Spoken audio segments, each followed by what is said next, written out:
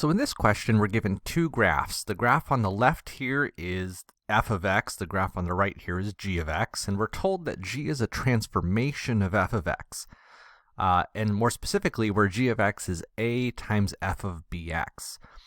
And so this tells us that g is a transformation only of vertical stretches, that's the a here, and horizontal stretches or compressions, which is the b here, and we're trying to figure out what those values would need to be. So no shifts, just stretches.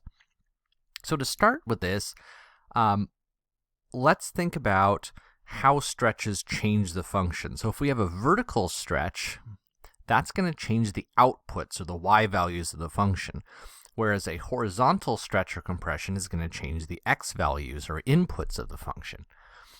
So here, if we look at the inputs to the function, so let's start with horizontal. If we look at the inputs to the function, here we see we have values ranging from 1 to 3.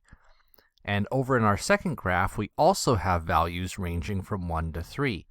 So it really looks like the input values are not changing. So they have not been stretched out larger or compressed smaller. They haven't been flipped over to negative x values.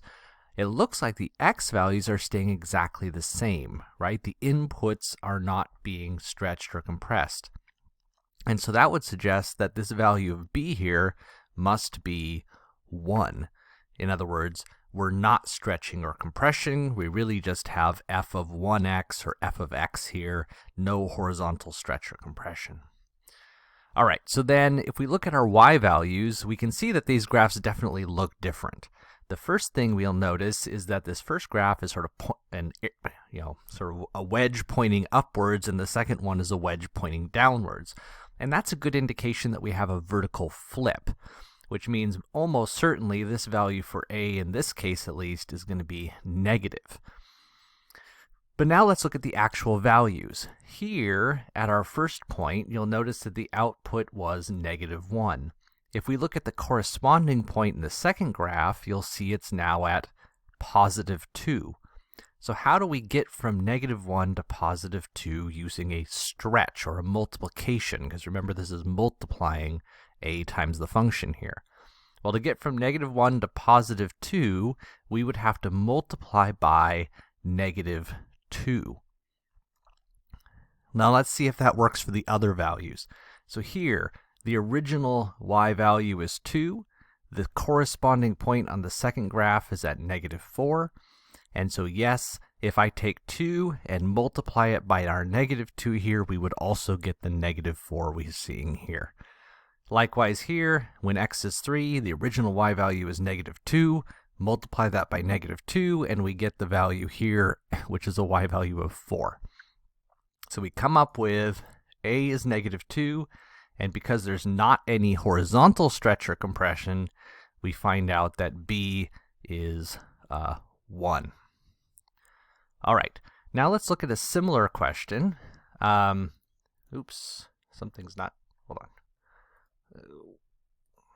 All right, so now let's look at this similar question here, where we have, again, a graph on the left, which we're calling f, and a graph on the right we're calling g, where again, g is a transformation of f, and where it is a combination of vertical and horizontal stretches or compressions. So let's again look at the x values and the y values, the domain and the range, if you will, to see what's changed. So here, the original domain goes from -1 to 2. Again, that's in the x's that we're talking about here. And in our new graph, the domain goes from -6 to 3. And so that's definitely different, so we definitely have something interesting going on the horizontal here. For the outputs, the original graph goes from a y value of -2 at the bottom to a y value of 1 at the top. The transformed graph also goes from -2 at the bottom to 1 at the top. So it doesn't look like the y values, the range, has expanded like a stretch or contracted like a compression. So because the range is the same, that's a good indication here that the vertical stretch or compression factor is just 1. There is no vertical stretch or compression. We just have one f of bx or just f of bx. Okay, so now let's look at the horizontal. So the first thing you might notice is that the higher arm of this little V shape here, the higher arm was on the right in the original graph and on the left in the second graph. And that's a good indication that we have a horizontal flip going on here. But remember, really what we want to look at is what are we multiplying the x values by? So here I have my x value of 0. I multiply that by anything, I get 0. So that point's not going to change anywhere. Here I have a point where x equals -1. And the y value is also -1. So I'm looking for this point that has the same y value. It's this point over here. But now you'll notice that the x value is 3. So how do I get from -1 to 3? I would multiply the x values by 3, right? So I'm going to multiply the x by 3, we're saying, right? So we're going to multiply the x by 3. Sorry, by -3, more specifically. So let's make sure that that works for this other point. Here I've got the point 2, 1. It corresponds with this point here at -6, 1. And indeed, if I multiply that x value of 2 by -3, I end up with an x value of -6. So I'm multiplying my x values by -3. But remember, horizontal transformations don't just use this number that we're multiplying x by. The horizontal transformations kind of work backwards of what we would expect. And so for a horizontal stretch or compression, in order to multiply the x values by -3, my compression factor here, or stretch factor, would have to be -1/3 the reciprocal. Remember, this one is always the reciprocal of what I multiply the x values by. So in this case, a is 1, because I'm not having any vertical stretch or compression. And my b value here is -1/3.